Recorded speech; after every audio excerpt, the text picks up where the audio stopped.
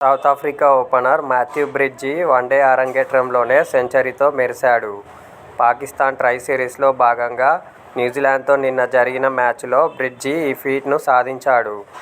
అరంగేట్రంలోనే century సాధించిన 19వ ఆటగాడిగా, 4వ సౌత్ ఆఫ్రికన్ ప్లేయర్గా బ్రిడ్జి రికార్డులోకెక్కాడు. న్యూజిలాండ్తో మ్యాచ్లో 148 బంతులు ఎదుర్కొన్న బ్రిడ్జి 11 ఫోర్లు, 5 సిక్సర్ల సాయంతో 150 పరుగులు చేసి అవుటయ్యాడు.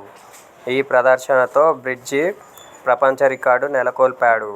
వన్డే అరంగేట్రంలోనే 150 పరుగులు చేసిన తొలి ఆటగాడిగా నిలిచాడు. గతంలో వన్డే అరంగేట్రంలో 150 పరుగులు ఎవరూ స్కోర్ చేయలేదు. ఈ మ్యాచ్కు ముందు వన్డే అరంగేట్రంలోనే అత్యధిక స్కోరు రికార్డు విండీస్ దిగ్గజం డెస్మాండ్ హెన్స్ పేరిట ఉండింది. హెన్స్ తన వన్డే డెబ్యూలో 148 పరుగులు స్కోరు చేశాడు. తాజా ప్రదర్శనతో వన్డే అరంగేట్రంలోనే అత్యధిక స్కోరు రికార్డు కూడా బ్రిడ్జి ఖాతాలోకి చేరింది.